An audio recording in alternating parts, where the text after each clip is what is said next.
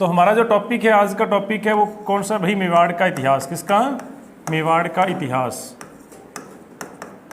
और मेवाड़ के इतिहास में भी हम पढ़ते हैं, इसके दो वंश पढ़ते हैं। सबसे पहले जो राज करने वाला वंश था जिसका नाम था गोहिल वंश। क्या नाम था? गोहिल वंश था। उसके बारे में आप हम विस्तार से अध्ययन करेंगे। तो गोहिल वंश का जो समय था याद रख लो, ये मैंने आपको लिखा दिया था पहले। किसका वंश भाई? गोहिल वंश। तो सारी बात करेंगे हम गोहिल वंश की। और इसका समय हम सीधा सिंपल समय लिख लेते हैं 565 या 66। 565 या 66 से लेकर के कब तक भाई? अगस्त। कौन सी तारीख? अगस्त। अगस्त भी लिखना चाहो तो आप लिख सकते हो। कौन सी अगस्त? 26 अगस्त। कौन सी भाई? अरे 26 अगस्त 1303। 26 अगस्त 1303 तक किस वंश ने राज किया था मेवाड़ में? गोहिल वंश ने। किसने किया था भाई?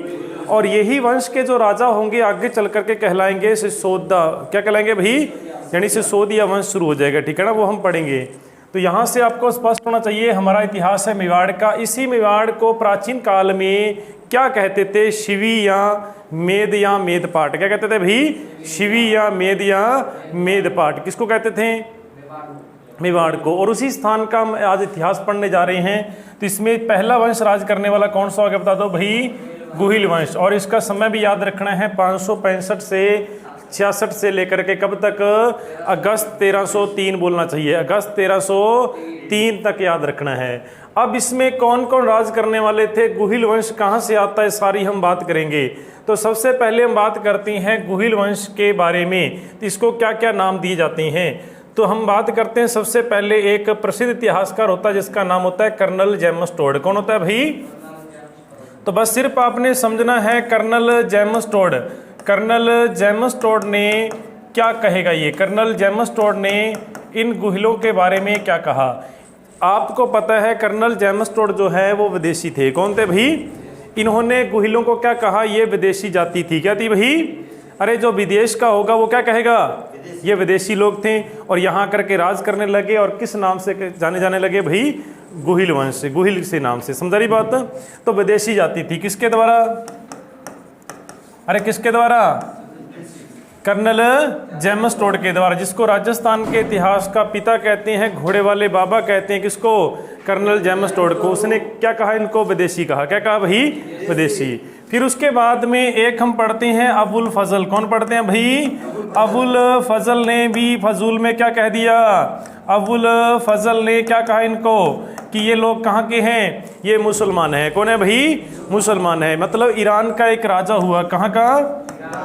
ईरान का एक राजा था जिसका नाम था नौशेखा। क्या नाम था भाई? नौशेखा आदिल थे। कौन थे भाई? तो नौशेखा आदिल की संतान किसने कहा? ये किसने कहा? अबुल फजल ने। बिल्कुल आसान है। यहाँ नौशेखा आदिल है, लग रहा है आपको जैसे मुस्लिम नाम होता है, और ईरान का था, याद रख लो। और इसके अनुसार क्या रहेगा? ये मुसलमान थे। कौन थे भाई? जो आदमी मुसलमान होगा उसको मुसलमान कहेगा, जो विदेशी होगा वो क्या कहेगा? विदेशी कहेगा। फिर उसके बाद हम पढ़ते हैं अपनी अगर बात करते हैं, यहाँ पर एक बात करते हैं जिसका नाम था मोहनोत नैन्सी। कौन थे भाई? अरे मोहनोत नैन्सी को आपने सब लोगों ने पढ़ा है ना। किसके दरबारी कवि थे मोहनोत नैन्सी? जसवंत सिंह के। किसके भाई? जसवंत सिंह के। महाराणा नहीं बोलना आपने, वो राव थे। कहाँ के थे? जोधपुर के राठौड़ थे। कौन थे भाई? अरे जोधपुर के राठौड़ थे। कौन? जसवंत सिंह है, जिनके दरबारी कवि कौन थे? मोहनोत नैन्सी थे। और मोहनोत नैन्सी के द्वारा क्या कहा गया गोहिलों को? तो याद रख लो, मोहनोत नैन्सी ने इनके बारे में क्या कहा था? कि ये इनकी जो शाखाएं थी, टोटल कितनी शाखाएं हैं गोहिलों की? 24 शाखाएं। कितनी है भाई? 24 शाखाएं हैं। तो कुछ समय हम पहले पढ़े हैं, यहाँ से हमने पढ़ा था कि जो गोहिल वंश की तो 24 शाखाएं बताई किसने? लेकिन प्रतिहारों की कितनी शाखाएं बताई थी? कितनी?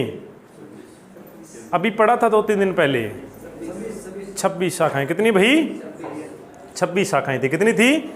याद रखना, मोहनोत नैन्सी के द्वारा बताया गया था ना। किसकी बताओ भाई? प्रतिहारों की कितनी शाखाएं?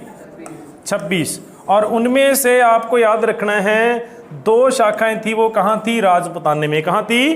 राजपुताना में। ये हमने बात अध्ययन की थी। कितनी शाखाएं थी प्रतिहारों की? 26। लेकिन एक प्रसिद्ध मेवाड़ का इतिहासकार हम पढ़ते हैं जिनका नाम था श्यामल दास। कौन थे भाई? कविराज श्यामल दास, जिसने ग्रंथ लिखा था वीर विनोद। कौन सा ग्रंथ लिखा था? वीर विनोद। तो श्यामल दास के अनुसार हम बात करते हैं, श्यामल दास के अनुसार हम बात करते हैं तो गुहिलों के बारे में इसने क्या कहा? तो श्यामल दास ने कहा था इनकी कितनी शाखाएं बताई भाई? 36 शाखाएं। कितनी? 36 शाखाएं। तो छोटा सा क्वेश्चन आपसे पूछ लिया जा सकता है कि हमारा जो टॉपिक है वो है मेवाड़ का इतिहास। किसका भाई? तो मेवाड़ का इतिहास है। मैंने आपको बताया था कि राजस्थान में अगर बात करती हैं, राजस्थान में जो इतिहास के टॉपिक है उसमें टोटल 11-12 टॉपिक है। कितने टोटल? 11-12 टॉपिक है। लेकिन उसमें से भी हम बात करते हैं जो मेवाड़ का इतिहास है। किसका इतिहास है भाई? अरे आप लोग जितने 12 के 12 टॉपिकों का अध्ययन करोगे राजस्थान के इतिहास में, तो हो सकता है जो 11 टॉपिक है वो आपके 15 दिन में हो जाएंगे पूरे। लेकिन अकेला जो मेवाड़ का इतिहास है वो अकेला 10 दिन लेने वाला है। कितने दिन लेगा भाई? 10 दिन। मतलब आधा है, ये 50% है। तो राजस्थान के इतिहास में अकेला मेवाड़ का इतिहास ही आप याद कर लो तो आपका जो टोटल है जीके आपका इतिहास में 50% कंप्लीट हो जाएगा। कितना भाई? 50% कंप्लीट हो जाएगा। और यहीं से क्वेश्चन आपको सर्वाधिक पूछे जाते हैं, ठीक है ना? यहीं से क्वेश्चन आपको पूछे जाएंगे, चाहे वो 1857 की क्रांति से संबंधित हो, चाहे किसान आंदोलन से संबंधित हो, चाहे जनजातीय संबंधी आंदोलन हो, तो ये सब के सब कहाँ रहते हैं? मेवाड़ में रहते हैं। कहाँ रहते हैं भाई? मेवाड़ में। याद है ना आपको? मोतीलाल तेजावत हमने पढ़ा था, गुरु गोविंद गिरी हमने पढ़ा था। फिर उसके बाद में एक प्रसिद्ध किसान आंदोलन हम पढ़ते हैं जिसका नाम था बिजोलिया। क्या नाम था भाई? और उसका संबंध भी कहाँ से है? मेवाड़ से है। देख लो, जनजातीय भी कहाँ से है? मेवाड़ से है। और किसान आंदोलन भी कहाँ से है? मेवाड़ से है।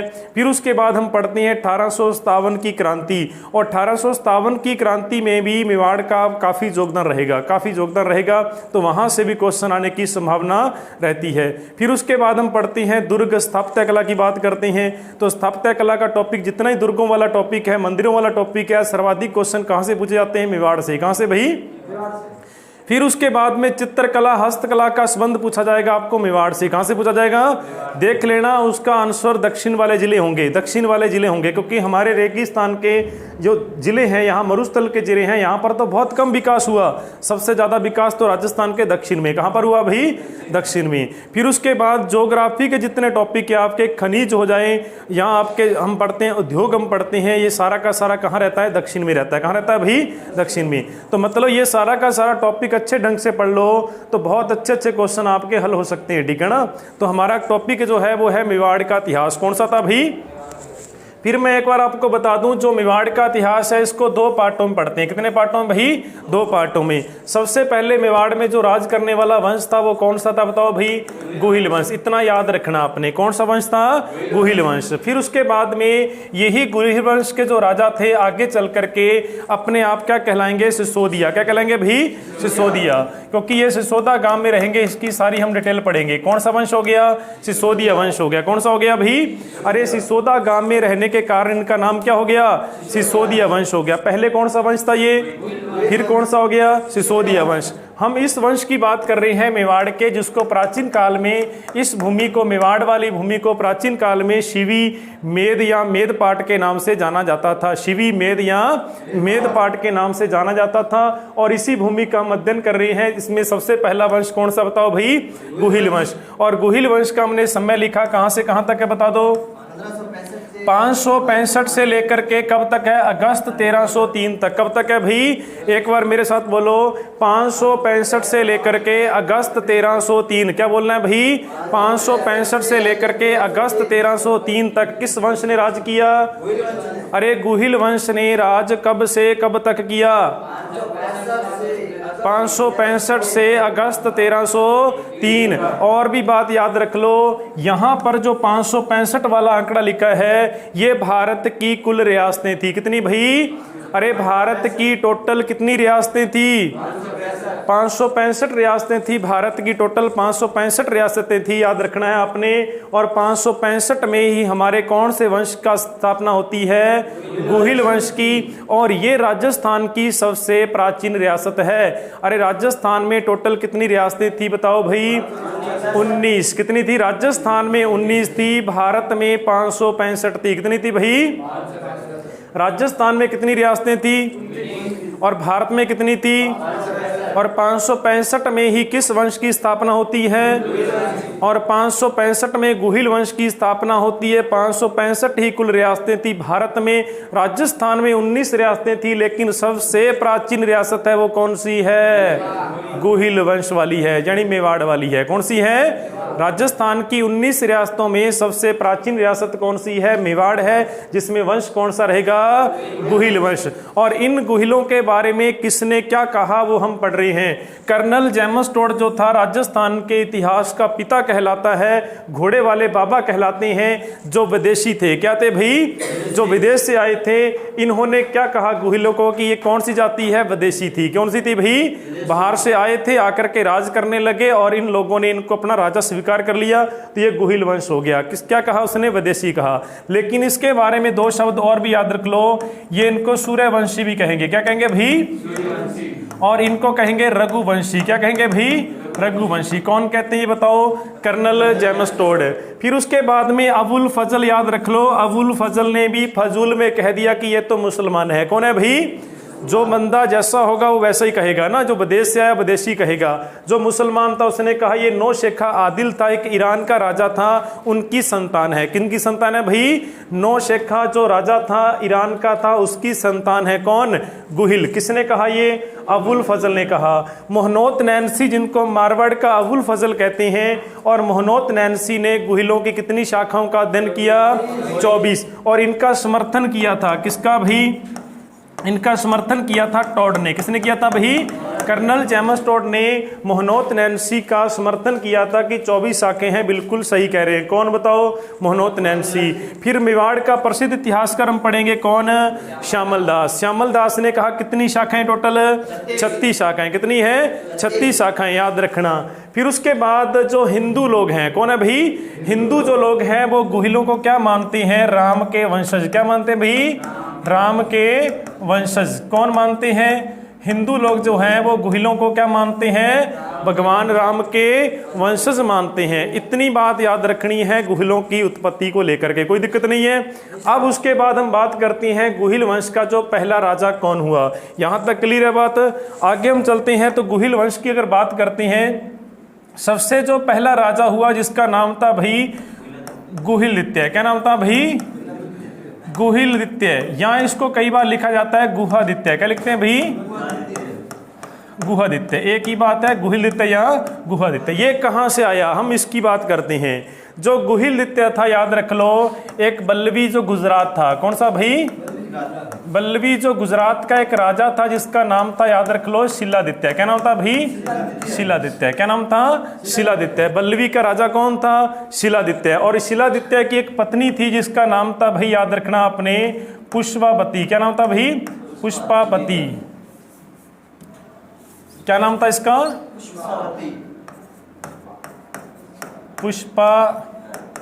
पुष्पावती। किसकी रानी थी ये? शिलादित्य की। अब यही बल्लवी पर आक्रमण होता है। बल्लवी पर आक्रमण हुआ तो कहते हैं कि शिलादित्य और उनके सारे सैनिक थे वो मारे जाते हैं, लेकिन एकमात्र महिला बचती है। कौन? पुष्पावती। और जो एक गर्भवती होती, याद रखना, ये महिला बचती है और जिसका नाम क्या था? पुष्पावती। फिर आगे चल करके आपको पता है उस समय एक प्रथा प्रचलित थी जिसका नाम था सती प्रथा। क्या नाम था भाई? अगर पति मर जाता है तो पत्नी को क्या होना पड़ता था? सती। लेकिन ये गर्भवती महिला थी, लेकिन उसके बाद में इनको समझाया ब्राह्मणों ने, और ब्राह्मणों ने कहा कि आपने पहले जो बच्चा है आपके पेट में उसको जन्म देना है, उसके बाद आप सती हो सकती है। अब उसके बाद कहते हैं कि पुष्पावती के कुछ समय बाद एक बच्चे का जन्म होता है और वही बच्चा कहलाएगा आगे चल करके, क्या कहलाएगा? गुहिलदित्य। क्या कहलाएगा भाई? हम पढ़ेंगे। लेकिन जैसे ही बच्चे का जन्म हुआ, उस बच्चे को सौंप दिया एक ब्राह्मण था जिसका नाम था विजयदित्य। क्या नाम था भाई? विजयदित्य एक ब्राह्मण था, और इस ब्राह्मण के को ये बच्चा दे करके और खुद क्या हो गई भाई? सती हो गई। क्या हो गई? सती हो गई। कौन? पुष्पावती। अब उसके बाद में इस बच्चे का जो पालन पोषण किया था वो करने वाली एक महिला थी जिसका नाम था कमलावती। क्या नाम था भाई? कमलावती। क्या नाम था भाई? कमलावती। अब कमलावती ने इस बच्चे का पालन पोषण किया, कहाँ रहकर किया? एक गुफा में रहकर। कहाँ रहकर भाई? एक गुफा में। कहते हैं कि इस बच्चे का पालन पोषण होता है और इसी कारण गुफा में रहने के कारण और इसका नाम क्या हो गया? गुहादित्य। क्या नाम हो गया भाई? गुहादित्य हो गया। अब उस गुहादित्य ने आगे चल करके मेवाड़ में किस वंश की स्थापना की? बता दो भाई। गुहिल वंश की। किसकी? गुहिल वंश की स्थापना करने वाला कौन हो गया? गुहिलदित्य या गुहादित्य। ये तो कहानी थी लेकिन आपके पेपर में नहीं आएगी, याद रखना। बस इतना याद रखना आपने कि शिलादित्य की पत्नी कौन थी?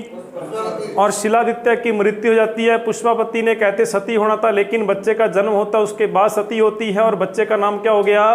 गुहिलदित्य। मतलब एक गुफा में था। ये किसमें था भाई? गुफा में, जिसको गुहा कहते हैं। क्या कहते हैं भाई? गुफा में जन्म होने के कारण इसका नाम क्या रखा जाएगा? गुहिलदित्य रखा जाएगा। और इसका पालन पोषण करने वाली कौन सी माता थी? और जिसको धाय माता के नाम से भी जाना जाता है। अब उसके बाद में गुहिलदित्य ने गुहिल वंश की स्थापना की। और स्थापना कब की? मैंने समय लिखा दिया था आपको। कब? 565 या 66 में। 565 या 66 में। और ये पहला राजा था। ये कौन था भाई? पहला राजा। और इसको क्या कहेंगे? गुहिल वंश का संस्थापक। क्या कहेंगे भाई?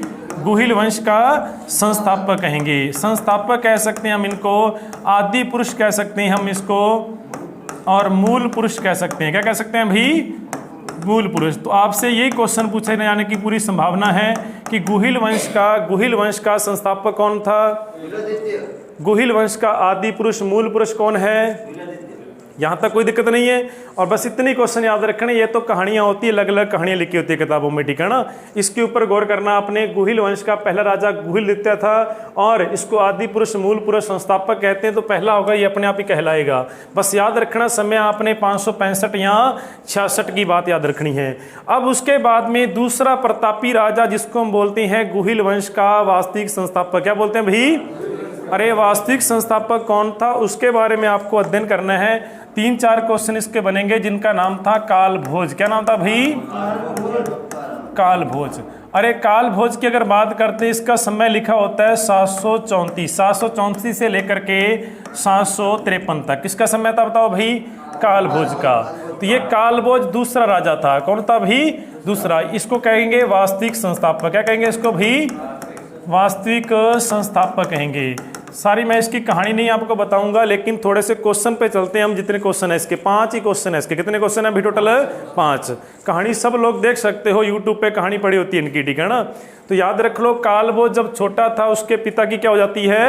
मृत्यु हो जाती है। फिर उसके बाद ये बहुत समय तक कहाँ रहता है? ब्राह्मणों के पास। कहाँ रहता है भाई?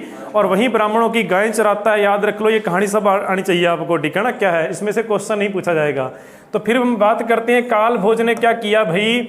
734 में एक प्रसिद्ध ऋषि के सहयोग से, किसके भाई?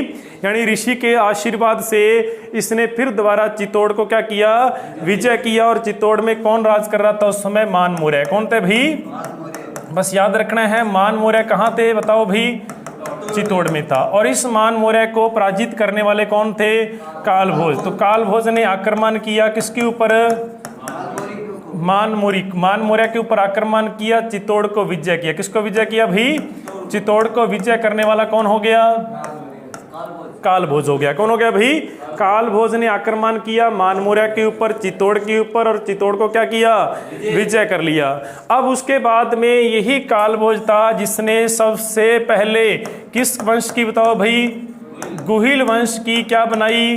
राजधानी। क्या बनाई भाई? तो राजधानी किसको बनाएगा? याद रख लो, ये बहुत इंपॉर्टेंट है। नागदा को। किसको बनाया? तो सबसे पहले गुहिल वंश की राजधानी कौन सी आ गई? नागदा। लेकिन विजय किसको किया था? और राजधानी कौन सी बनाई? नागदा को। याद रखना है, गुहिल वंश की पहली राजधानी कौन सी हो गई? नागदा। और नागदा कहां पर है आजकल? उदयपुर में। कहां पर है? अरे नागदा उदयपुर में है। नागदा को राजधानी बनाने वाला कौन था बता दो भाई? कालभोज। और कालभोज ने एक प्रसिद्ध ऋषि का आशीर्वाद पाया था। उस ऋषि का नाम याद रखना आपने, और जिसका नाम था हरित ऋषि। क्या नाम था भाई? और हरित ऋषि का आशीर्वाद किसने पाया था? कालभोज ने। और इसी हरित ऋषि ने कालभोज को एक उपाधि दी जाती है जिसका नाम था भप्पा रावल। क्या नाम था भाई? अरे भप्पा रावल की उपाधि किसको मिलती है? एक इसकी और उपाधि थी जिसको हम बोलते हैं एकलिंग जी का दीवान। क्या कहते हैं भाई? एकलिंग जी का दीवान। किसको दी जाती है उपाधि? कालभोज को। याद रख लो, एकलिंग जी का दीवान भप्पा रावल किसको कहा गया? कालभोज को। और किसने कहा? हरित ऋषि ने। और इन्हीं का आशीर्वाद पा करके इन्होंने किसको विजय किया था? चित्तौड़ को। किसको भाई? और चित्तौड़ के राजा कौन थे? मान मौर्य। और उसको हरा करके चित्तौड़ को विजय कर लिया और अपने वंश की राजधानी कौन सी बनाई? नागदा बनाई। कौन सी बनाई भाई? नागदा। अब उसके बाद आपको याद रखना है कालभोज के, और ये बहुत एक महान व्यक्ति हुए, बहुत अच्छे योद्धा हुए। कौन? कालभोज। कौन हुए भाई? कालभोज। बाकी इसकी बहुत सारी तुलना की गई है कि इन्होंने सोने के सिक्के भी चलाए। क्या चलाए भाई? सोने के सिक्के चलाए। पूर्वजों की भांति इन्होंने सोने के सिक्के चलाए, हरित ऋषि का आशीर्वाद पाया, और एक प्रसिद्ध इन्होंने जो काम करवाया, और उसको लेकर आपने पढ़ना है। इंपॉर्टेंट है, ये क्वेश्चन पूछा जा सकता है। और एक आपको याद रखना है, एक प्रसिद्ध मंदिर का निर्माण करवाया। और कौन सा मंदिर था वो? एकलिंग जी का मंदिर। किसका भाई? तो एकलिंग जी का मंदिर किसने बनवाया? बता दो भाई। एकलिंग जी का मंदिर मेवाड़ में किसने बनाया? ये देख लो, स्थापत्य कला का टॉपिक चल रहा है आपके। एकलिंग जी का मंदिर किसने बनवाया? कालभोज ने। और कहाँ बनाया ये पूछा जाता है। कहाँ बनाया था? कैलाशपुरी। कहाँ पर भी?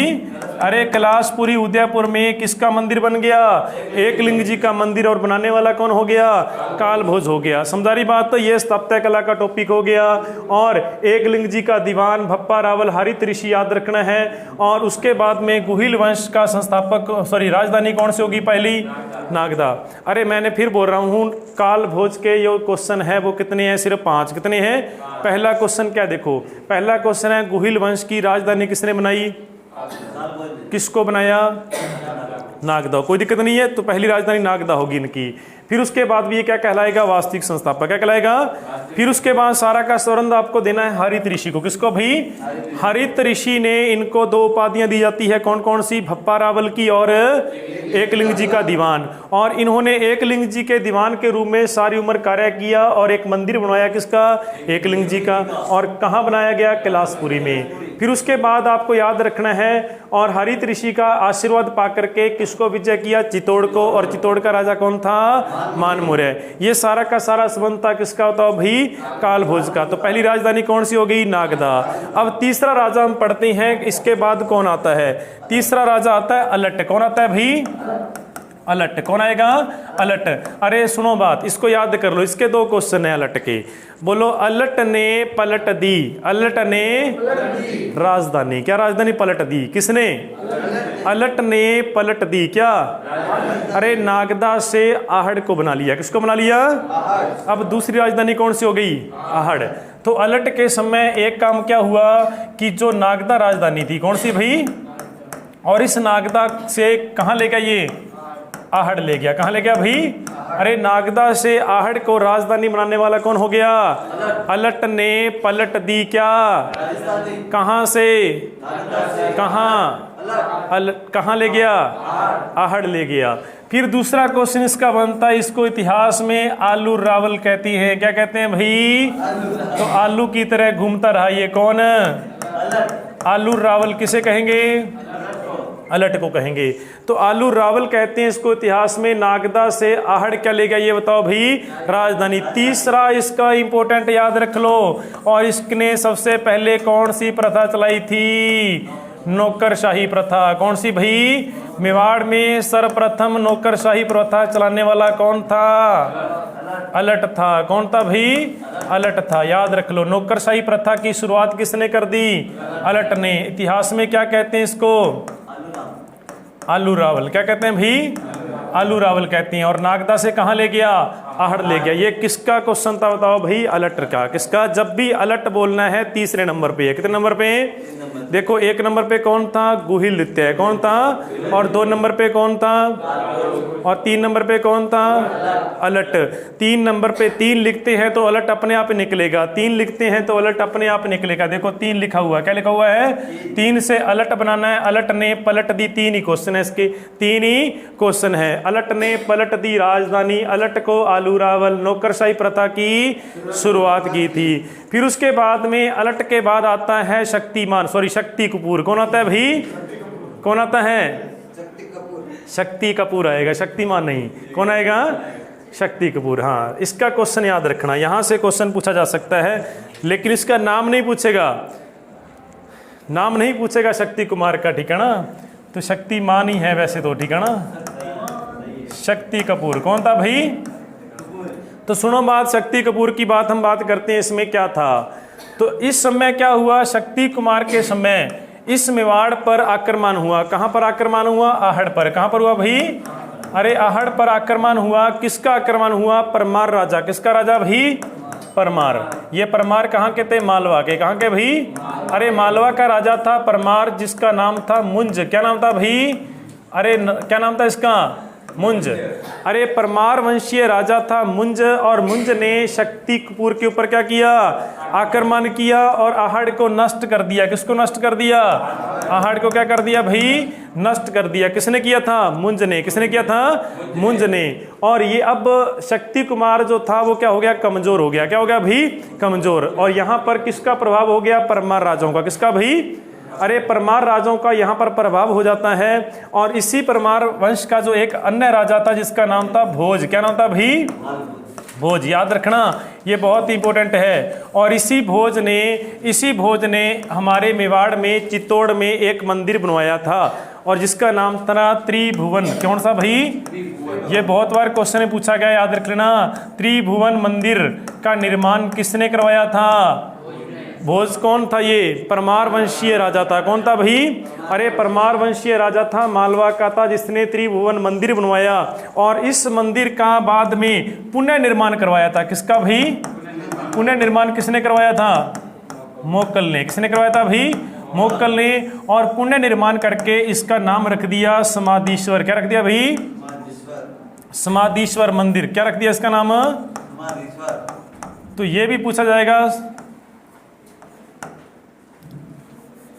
कौन सा नाम हो गया इनका? समाधीश्वर।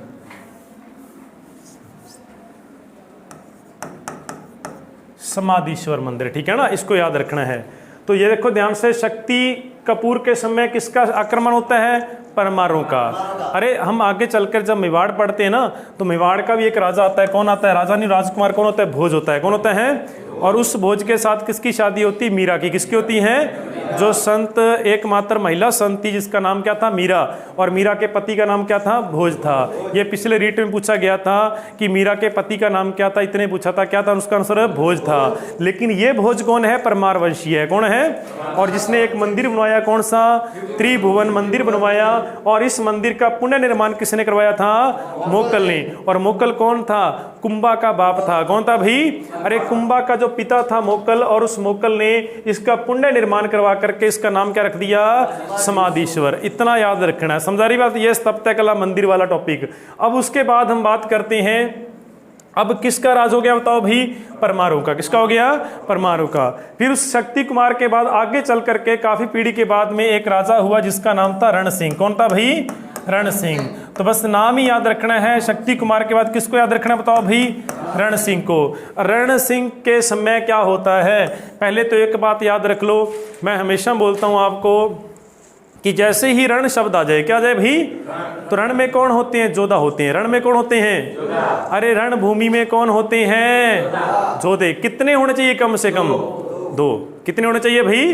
2। जब भी रण सिंह शब्द आता है, रण शब्द आएगा 2-3 बार मैं बोलूंगा आपको, रण आता है तो आपकी उंगली कितनी खड़ी होनी चाहिए? 2। जब भी रण आता है तो कितनी? 2। और 2 थे कौन? इसके 2 बेटे थे। कितने बेटे थे भाई? 2। किसके? रण सिंह के। एक का नाम था क्षेम सिंह। क्या नाम था भाई? क्षेम सिंह। और एक का नाम था राहब। क्या नाम था भाई? राहब था। और इस क्षेम सिंह ने क्या किया? रण सिंह के हम बात करते हैं, इसके पुत्र क्षेम सिंह ने एक शाखा का निर्माण किया जिसका नाम था रावल। क्या नाम था भाई? तो रावल शाखा। और इसने एक शाखा बनाई जिसका नाम था राणा शाखा। क्या नाम था भाई? तो बताओ किस गुहिल वंश के राजा के समय जो गुहिल वंश था वो 2 शाखाओं में बट गया? किसके समय? तो एकमात्र क्वेश्चन इसका एक है, याद रख लो। रण सिंह के समय गुहिल वंश कितनी शाखाओं में? 2 शाखाओं में। कितनी शाखाओं में भाई? और 2 शाखाएं कौन कौन सी हो गई? रावल शाखा और राणा शाखा। कौन सी भाई? रावल शाखा और राणा शाखा। तो पहला रावल कौन हो गया? क्षेम सिंह। अंतिम रावल हम पढ़ेंगे 1303 में, जिसका नाम था रावल रतन सिंह। क्या नाम था भाई?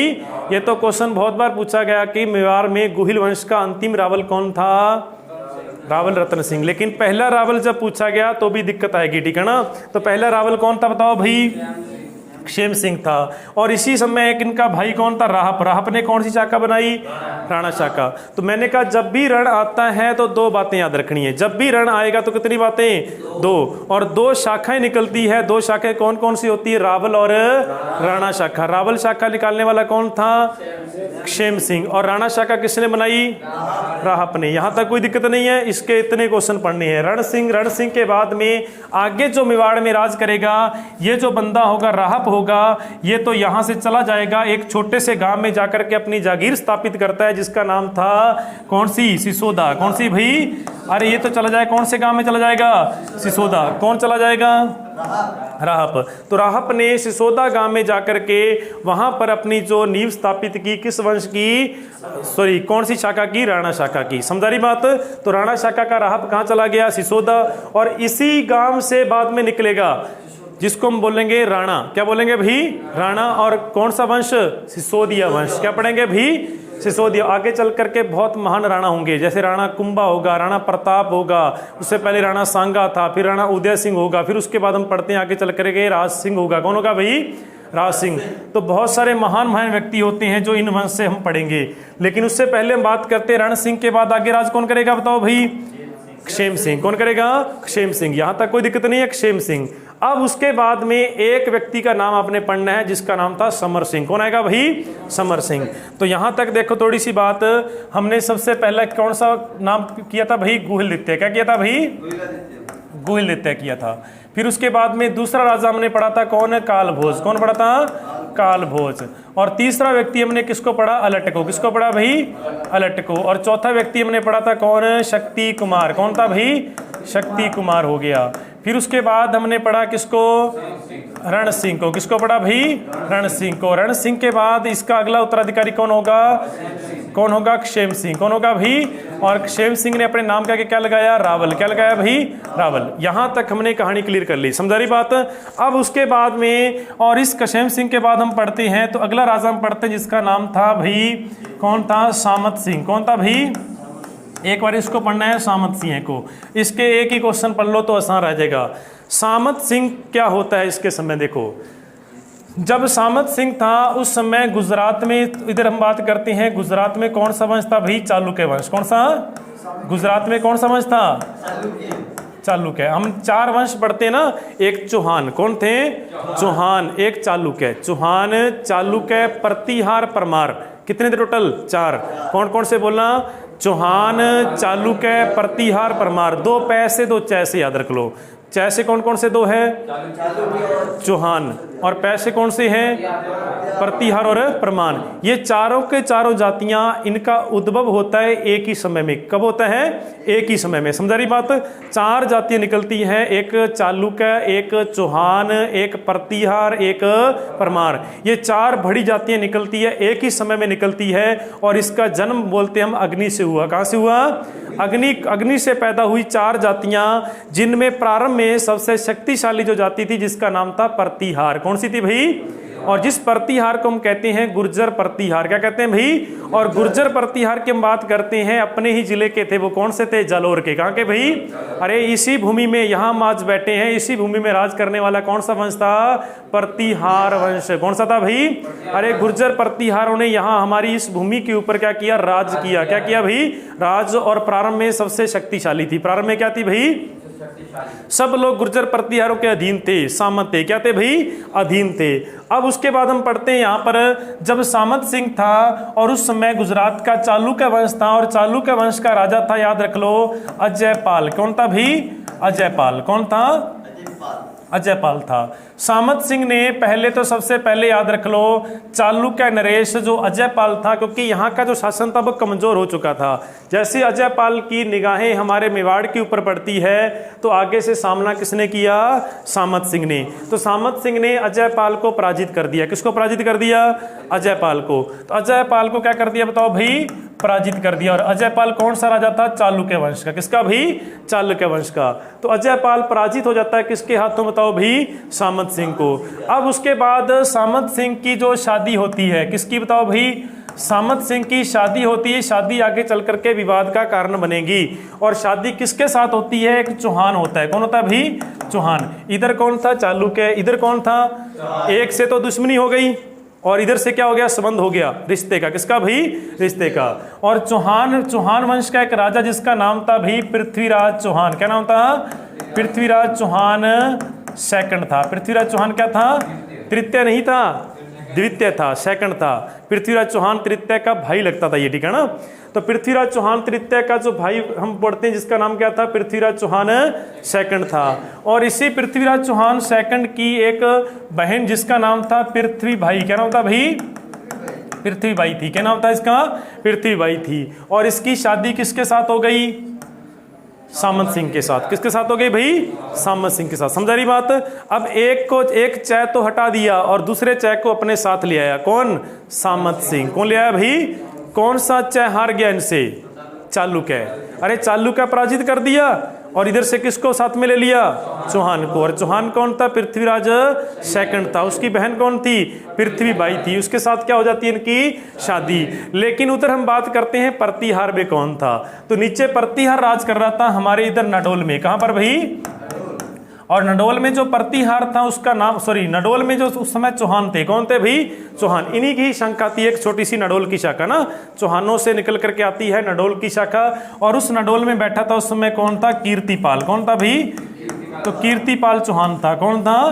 कीर्तिपाल चौहान। और कीर्तिपाल चौहान को ये बात अच्छी नहीं लगी, इसकी शादी इसको अच्छी नहीं लगी। किसको? कीर्तिपाल चौहान को। तो कीर्तिपाल चौहान ने और इसी शादी को लेकर के कहते हैं कि किसके ऊपर आक्रमण कर दिया? सामंत सिंह के ऊपर। किसके ऊपर आक्रमण कर दिया? अरे सामंत सिंह के ऊपर आक्रमण किसने कर दिया? कीर्तिपाल ने। और कीर्तिपाल ने मेवाड़ पर अधिकार कर लिया। किस पर अधिकार कर लिया? तो कीर्तिपाल का किस पर अधिकार हो गया? मेवाड़ पर क्या हो गया भाई? अधिकार हो गया। तो ये थोड़ी सी कहानी समझाई क्या आपको? कुछ भी नहीं है इसमें, याद रख लो। सामंत सिंह कौन था? सामंत सिंह की जब बात करते हैं, एक तरफ चालुक्य एक तरफ चौहान, एक तरफ चालुक्य एक तरफ चौहान। और चौहान कहाँ बैठे थे? अजमेर में। पता है आपको? एक अजमेर की शाखा हम पढ़ते हैं नडोल में। कहाँ पर? हमारा जलोरा ना जो नडोल वाली, तो अजमेर की शाखा कौन सी थी? नडोल में थी। समझा रही बात? और नडोल की शाखा का जो हम पढ़ते हैं कौन था उस समय? कीर्तिपाल था। कौन था? कीर्तिपाल था। इधर कौन थे? चालुक्य थे। कौन थे? गुजरात में कौन थे? अरे चालुक्य को तो सामंत सिंह ने टिकाने लगा दिया। अब उनके साथ क्या कर लिया? संबंध तय कर लिया। किसके साथ? चौहानों के साथ। और पृथ्वीबाई से शादी कर ली। लेकिन ये बात किसको अच्छी नहीं लगी? और कीर्तिपाल ने क्या कर दिया? आक्रमण। क्या कर दिया भाई? और आक्रमण करके सामंत सिंह को हटा दिया और किस पर अधिकार कर लिया? मेवाड़ पर। अब मेवाड़ पर किसका अधिकार हो गया? चौहानों का। किसका हो गया भाई? चौहानों का। और कौन सी शाखा वाले? नाडोल शाखा का। यहां तक कोई दिक्कत नहीं है। अब हम बात करेंगे सामंत सिंह के बाद। ये लो, सामंत सिंह आपका हो गया। जब भी आपने क्षेम सिंह के बाद में सामंत सिंह पढ़ना है तो दो बातें याद रखनी है, एक चालुक्य एक चौहान, चालुक्य और एक चौहान, चालुक्य और एक चौहान। बाकी कहानी अपने आप ही आएगी, ठीक है ना। अब उसके बाद सामंत सिंह के बाद अगला राजा पढ़ेंगे जिसका नाम था जैतर सिंह। क्या नाम था भाई? ये सबको टिकाने लगा देगा। कौन है? जैतर सिंह। ये सबको टिकाने लगा देगा। कौन? बताओ भाई? जैतर सिंह। तो इसकी हम कहानी पढ़ते हैं जैतर सिंह की क्या थी। अब हम बात करते हैं जैतर सिंह की। जैतर सिंह। तो जैतर सिंह जब राज कर रहा था, एक तो आपको पता है, एक तो किसका प्रभाव था मेवाड़ पर? चौहानों का। किसका भाई? नाडोल के चौहानों का। जब जैतर सिंह राज करने आया, और जब जैतर सिंह राज करना आया उस समय नडोल में कौन था? याद रख लो। और उस समय नडोल में था उदय सिंह। कौन था भाई? अब कीर्तिपाल चला गया था। कौन था? उदय सिंह था। अब जैतर सिंह की जैसे ही निगाहें किसके ऊपर पड़ी? उदय सिंह के ऊपर। अब ये इनका जो प्रभाव था काफी था। किसका? जैतर सिंह का। और जैतर सिंह ने जब जैसे ही उदय सिंह के ऊपर आक्रमण करना चाहा, लेकिन उदय सिंह नहीं चाहता था कि आपस में लड़े। क्या करें भाई? आपस में लड़े। और इसी उदय सिंह ने क्या किया? उदय सिंह ने अपनी पोती, किसकी भाई? उदय सिंह की एक पोती थी जिसका नाम था, याद रख लो, क्या नाम था? चच्चिक देवी। क्या नाम था भाई? चच्चिक देवी। चच्चिक देवी जो थी और इनकी शादी कर दी जैतर सिंह के पुत्र, किसका नाम था? तेज सिंह। क्या नाम था भाई? तेज सिंह से। किससे कर दी भाई? तेज सिंह से। क्या हो गई? शादी हो गई। देखो, जिस शादी के कारण पहले क्या हुआ था? विवाद हुआ था। क्या हुआ था? अरे यहाँ नडोल के जो राजा थे वो शादी के लिए विवाद किया था, बाद में खुद ने क्या किया? शादी करके क्या कर लिया? समझौता कर लिया। क्या कर लिया भाई? समझौता कर लिया। समझा रही बात? पहले ये शादी को लेकर विवाद हुआ था कि पृथ्वीबाई से क्यों शादी की। अब खुद ने ही अपनी पोती, जिसका नाम क्या था? चंचिक देवी, और इसकी क्या कर दी बताओ भाई? तेज सिंह के साथ क्या कर दी? शादी। और इनके संबंध क्या हो गए? अच्छे हो गए। क्या हो गए भाई? अच्छे संबंध हो गए। अब ये आपस में नहीं लड़ेंगे। समझा रही बात? तो आपको इतना याद रखना है, वो पूछेगा कौन से नडोल वाले चौहान ने, कौन से नडोल वाले चौहान में कीर्तिपाल चौहान के समय मेवाड़ के संबंध में आई कटुता को दूर करने के लिए अच्छे संबंध बनाए थे? तो वो कौन सा राजा था? उदय सिंह। उदय सिंह ने अपनी पोती, जिसका नाम क्या था? चंचिक देवी, और जिसकी शादी करके अपने संबंधों को ठीक कर लिया। किसके साथ? मेवाड़ के साथ। समझा रही बात जैतर सिंह की?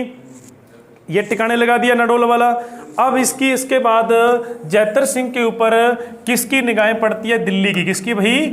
और दिल्ली में उस समय राजा कौन था? याद रख लो, इल्तुतमिश। कौन था भाई? अरे इल्तुतमिश था। कौन था भाई?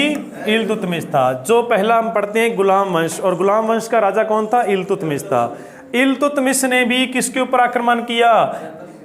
मेवाड़ पर। किस पर आक्रमण किया भाई? अरे मेवाड़ पर जब आक्रमण किया किसने? इल्तुतमिश ने। और उस समय जैतर सिंह के दो सेनापति थे। कौन भाई? दो प्रसिद्ध सैनिक, जिनका नाम था बालक। क्या नाम था भाई? बालक। और एक का नाम था मदन। बालक और मदन किसके सैनिक थे? जैतर सिंह के। और कहते हैं कि जैसे ही इल्तुतमिश ने आक्रमण किया मेवाड़ में, तो एक स्थान पर युद्ध होता है जिसका नाम था भूताला। क्या नाम था भाई? तो जिसको कहते हैं भूताला का युद्ध। क्या कहते हैं भाई? भूताला का युद्ध होता है, याद रख लो। और युद्ध कब होता है? ये 1227। कब होता है भाई? 21 से लेकर के 28 के बीच का समय होता है। अलग अलग तारीखें होती है, ठीक है ना? लेकिन आप एक याद करने के लिए रख लेते हैं हम, किसका? 1227। अरे भूताला नामक स्थान पर युद्ध होता है। इल्तुतमिश ने आक्रमण किया किसके ऊपर? जैतर सिंह के ऊपर। और जैतर सिंह इल्तुतमिश के मध्य युद्ध होता है भूताला का। तो कहते हैं कि जैतर सिंह ने इल्तुतमिश को भूत बना दिया। क्या बना दिया भाई? हरा दिया। किसको हरा दिया? इल्तुतमिश को भूत बना दिया। और ये हार गया इल्तुतमिश कहते हैं। और बालक और मदन दो प्रसिद्ध क्या होते हैं बताओ भाई? सैनिक। किसके सैनिक होते हैं? जैतर सिंह की। तो जैतर सिंह एक महान व्यक्ति हो गए। क्या हो गए भी? तो इसको कहते हैं मेवाड़ के मध्यकाल का जो स्वर्ण काल था वो किसका था बताओ भी?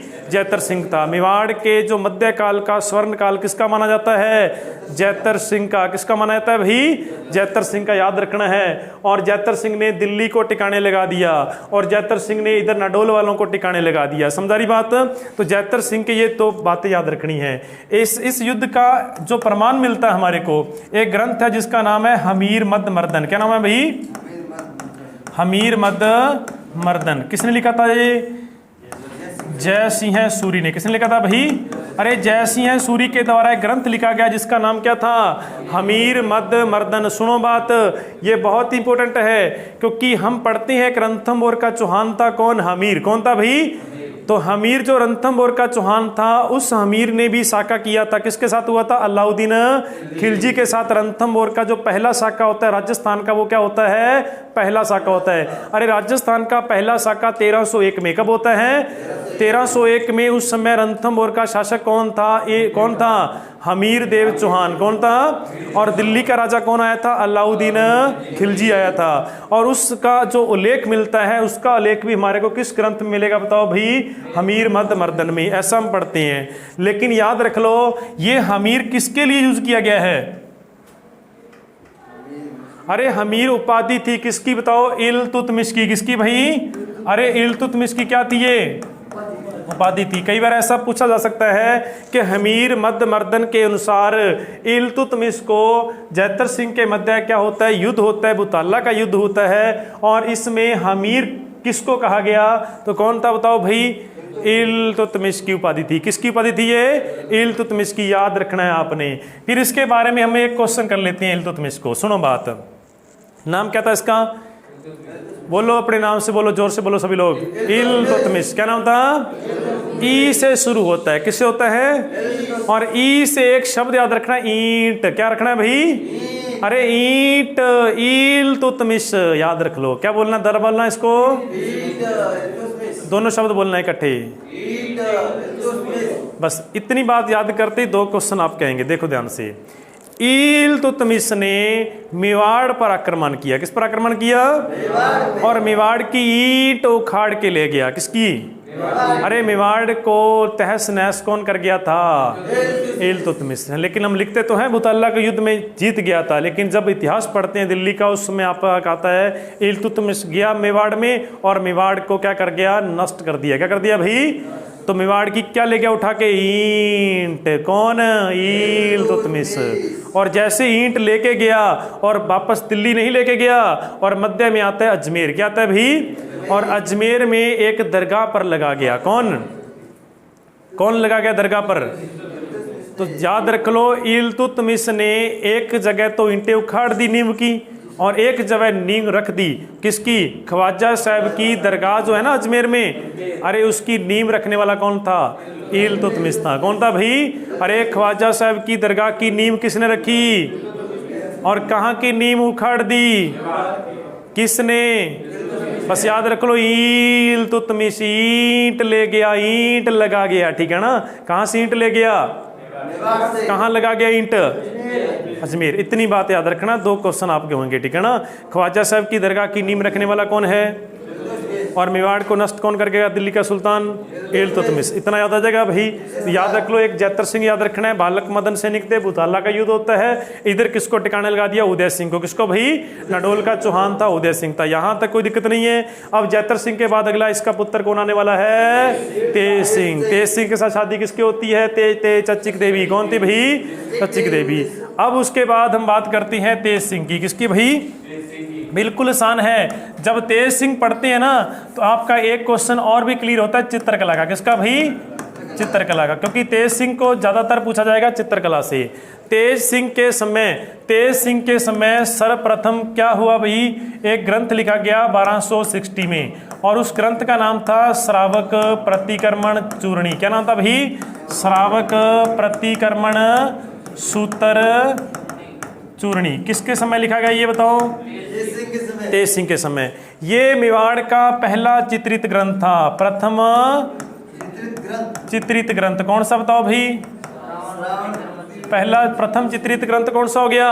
श्रावक प्रतिक्रमण सूत्र चूर्णी। ये आपसे क्वेश्चन पूछा जाएगा कि राजस्थान की जो चित्रकला है कौन सी भाई? अरे राजस्थान की चित्रकला का जो उद्भव होता है वो कहाँ से होता है? मेवाड़ से। कहाँ से होता है? अरे राजस्थानी चित्र शैली की जो हम बात करते हैं, और उसका सबसे पहले उद्भव कहाँ से होता है? मेवाड़ से। कहाँ से होता है?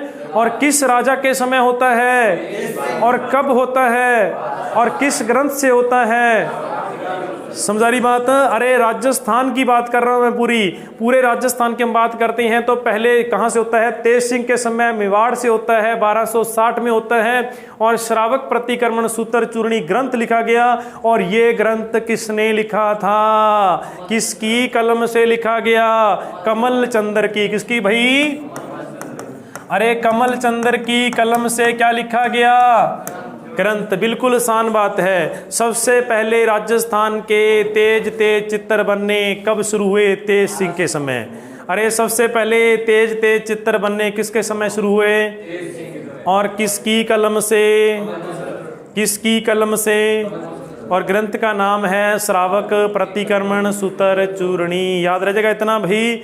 ये था हमारा तेज सिंह। किसको देगा जन्म बताओ भाई? चित्रकला को। किसको भाई? अरे चित्रकला को जन्म देने वाला कौन हो गया? तेज सिंह हो गया, और कलम चंद्र हो गया। यहाँ तक कोई दिक्कत नहीं है। ये तेज सिंह का नाम हो गया। आगे हम एक राजा पढ़ते हैं, उसके बाद अंतिम है इसका पॉइंट। ठीक है ना? तेज सिंह के बाद हम पढ़ते हैं जिसका नाम था समर सिंह। क्या नाम था भाई? समर सिंह। याद रख लो, तेज सिंह के बाद किसको पढ़ेंगे बताओ भाई? समर सिंह को। किसको पढ़ेंगे? समर सिंह को। और समर सिंह की अगर बात करते हैं, समर सिंह के 2 पुत्र हुए। कितने पुत्र हुए? 2। और एक का नाम था कुंभकर्ण। क्या नाम था भाई?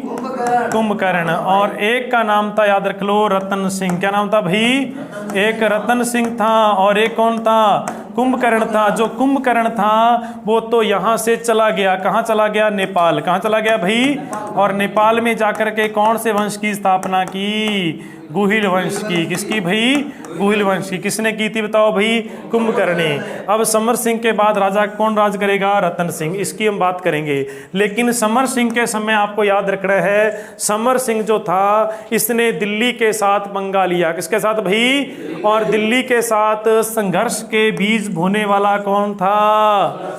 अरे दिल्ली के साथ संघर्ष के बीज बोने वाला कौन था? समर सिंह था। तो समर सिंह के समय याद रख लो। और उधर दिल्ली में हम अगर बात करते हैं, कौन था? अलाउद्दीन। कौन था भाई? अलाउद्दीन खिलजी था। अलाउद्दीन खिलजी का अभियान हुआ था। कब हुआ था अभियान इसका? 1299 के आसपास इनका क्या होता है? अभियान होता है। किसका? अलाउद्दीन खिलजी का। और तब, और इसका अभियान था किधर की तरफ था? अभियान बताओ भाई? गुजरात की तरफ। कहाँ था? अरे मेवाड़ से कोई लेना देना नहीं था अलाउद्दीन खिलजी का, ये तो गुजरात को विजय करने जा रहे थे। कौन? अलाउद्दीन खिलजी। लेकिन क्या हुआ, रास्ते में कौन आता है? मेवाड़। कौन आता है? मेवाड़। जब इनकी सेना जा रही थी गुजरात को जीतने के लिए, और बीच में हमारा मेवाड़ आता है, और मेवाड़ में कौन बैठा था? और समर सिंह ने इनकी सेना को अपनी रियासत से आगे नहीं बढ़ने दिया। किसने? समर सिंह ने। तो कहा जाता है कुछ पैसा लिया। क्या लिया भाई? इनके जो सैनिक थे उनसे क्या लिया? टैक्स लिया, फिर अपनी सीमा से होकर जाने दिया। किसने? समर सिंह ने। तो क्या हो गया? किसके साथ संघर्ष हो गया? दिल्ली के साथ। तो कौन था बताओ भाई? समर सिंह। तो समर सिंह ने, याद रख लो, दिल्ली के साथ संघर्ष के बीज बोए थे। किसके साथ भाई? दिल्ली के साथ। किसके साथ? दिल्ली के साथ संघर्ष करने वाला कौन था? समर सिंह था। कौन था भाई? समर सिंह था। एक क्वेश्चन इसका और पढ़ना है। इसी के समय ग्रंथ लिखा गया 1299 में। कब भाई? यहाँ 1299 में अलाउद्दीन का आक्रमण होता है, और उसी समय ग्रंथ लिखा जिसका नाम था तीर्थ कल्प। क्या नाम था भाई? तीर्थ कल्प। ये साहित्य भी आपका साथ साथ में हो रहा है। तीर्थ कल्प ग्रंथ लिखा था जिसका नाम था जैन आचार्य, जिसका नाम था जिनभद्र सूरी। क्या नाम था भाई? जिनभद्र सूरी था। तो जिनभद्र सूरी के द्वारा क्या लिखा गया बताओ भाई? ग्रंथ लिखा गया। कौन सा था? तीर्थ कल्प। कौन सा था भाई? तीर्थ कल्प। किसके समय लिखा गया? तो समर सिंह के दो क्वेश्चन। एक तो समर सिंह के दो पुत्र थे। कौन भाई? कुंभकर्ण और रावलतन। कुंभकर्ण तो कहाँ चला गया? नेपाल में जाकर किसके वंश की स्थापना की? और फिर उसके बाद हम बात करते हैं आगे राज कौन करेगा? रतन सिंह करेगा। और समर सिंह के समय किसका अभियान होता है? अलाउद्दीन खिलजी का। किधर होता है? गुजरात की ओर। लेकिन बीच में क्या आता है? मेवाड़।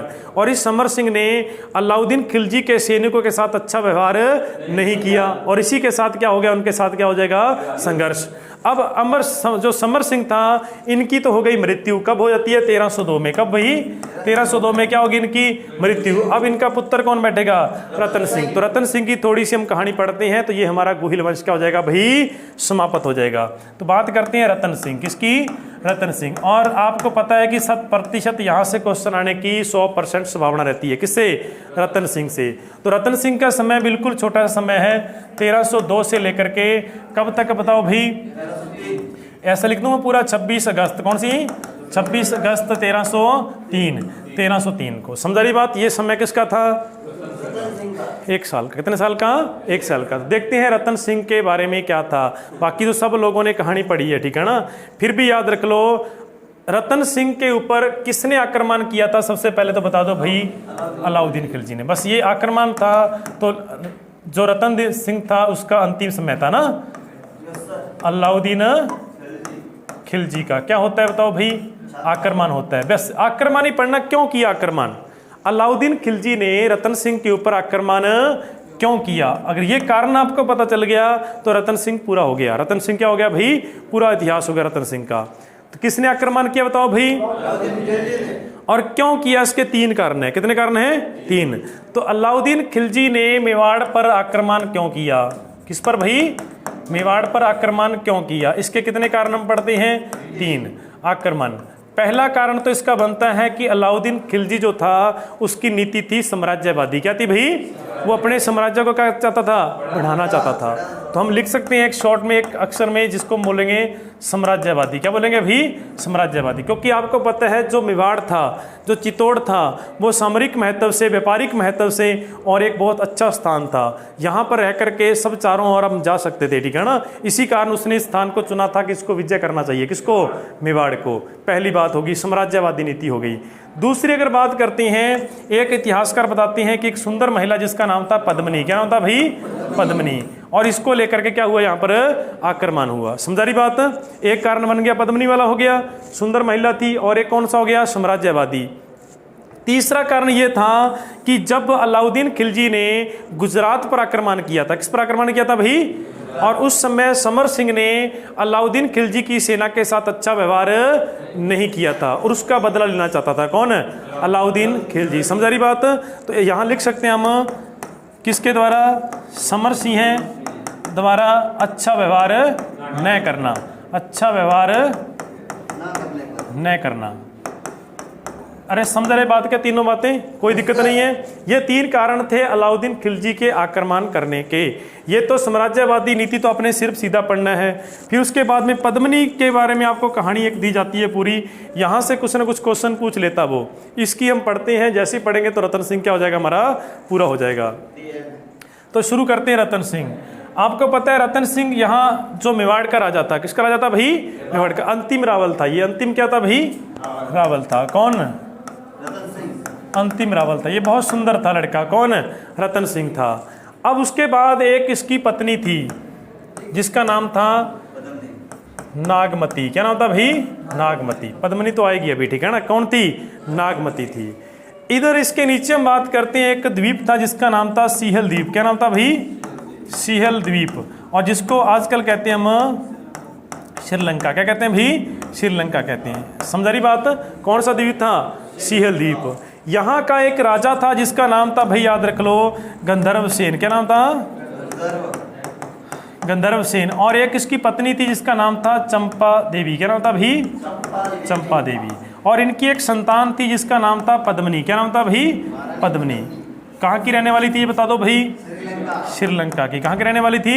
श्रीलंका की। क्या नाम था इसका? पद्मिनी। क्या नाम था? पद्मिनी था। पद्मिनी था। तो श्रीलंका, सिहल द्वीप याद रखना आपने, और गंधर्व सेन याद रखना है। चंपा देवी या चंपावती लिखा होता है। और एक कौन थी? उसकी पुत्री कौन थी? पद्मिनी थी। इनका एक पालतू तोता था जिसका नाम था हीरामन। क्या नाम था भाई? हीरामन। किनका था ये? गंधर्व सेन का। किसका भाई? और एक बार क्या हुआ, ये हीरामन जो था वो रास्ता भटक जाता है, और रास्ता भटक गया तो सीधा कहाँ चला गया? मेवाड़ में। कहाँ चला गया भाई? मेवाड़ में। कहाँ चला गया? मेवाड़ में। कौन सा तोता? हीरामन। कहाँ चला गया? मेवाड़ में चला गया। रास्ता भटक गया तो यहाँ आ गया, मेवाड़ में चला गया। अब मेवाड़ वाले लोगों ने जब इस तोते को पकड़ा, ये तोता एक मानव की बोली बोलता था। कैसा बोलता था भाई? तो मानव की बोली बोलने वाला ये तोता था। कौन? जब यहाँ के लोगों ने इसको पकड़ा तो ये लोग बहुत खुश हुए कि ऐसा तोता, और ये मानव की तरह बोलता है। जब हम इसको राजा को देंगे तो राजा बहुत खुश होगा, हमारे को बदले में क्या देगा? इनाम देगा। क्या देगा भाई? इनाम। तो वहाँ मेवाड़ के लोगों ने हीरामन तोता को पकड़ करके किसके पास ले गए भाई? रतन सिंह के पास। लेकिन कुछ लोग कहते हैं कि ब्राह्मण को दिया, फिर ब्राह्मण किसके पास ले गया? रतन सिंह के पास। और रतन सिंह ने इस तोते को पिंजरे में अपने दरबार में रख लिया। किसको? हीरामन को। किसको रख लिया भाई? हीरामन को। एक दिन क्या हुआ कि सुबह सुबह नागमती और पूरा अपना श्रृंगार लगा करके कहती है कि आती है, बाहर आती है, और इस तोता को बोलती है कि देखो मेरे से और सुंदर इस दुनिया में कोई भी नहीं है। तो फिर कहते हैं कि इस तोते ने हंसते हुए आगे से जवाब दिया कि जिस तालाब में कभी हंस न आया हो तो वहाँ का जो बगुला भी अपने आप को हंस समझने लगता है ना। कौन भाई? हंस समझने लगता है। किसने कहा ये? हीरामन। ये तोता था कि विद्वान था? इतने है ना। ये लिखने वाले विद्वान थे, लेकिन ऐसा क्या पता बोला या नहीं बोला हो, ठीक है ना। जिस तालाब में कभी हंस ना आया हो तो वहाँ के जो बगले होते हैं वो भी अपने आप को क्या कहलाते हैं? कि हम क्या हैं? हंस है। तो तू इतनी सुंदर नहीं है लेकिन तेरे से भी सुंदर है। तो वो कौन है? याद रख लो, वो कौन है? पद्मिनी है। कौन है? और ये जब बात किसके कानों में पड़ी भाई? तो रतन सिंह को तो लगेगा कि देखना चाहिए कितनी सुंदर है वो। तो रतन सिंह इस तोते को लेकर चल पड़ा किधर? श्रीलंका। और श्रीलंका जाकर के जैसे ही और उसने यहाँ पर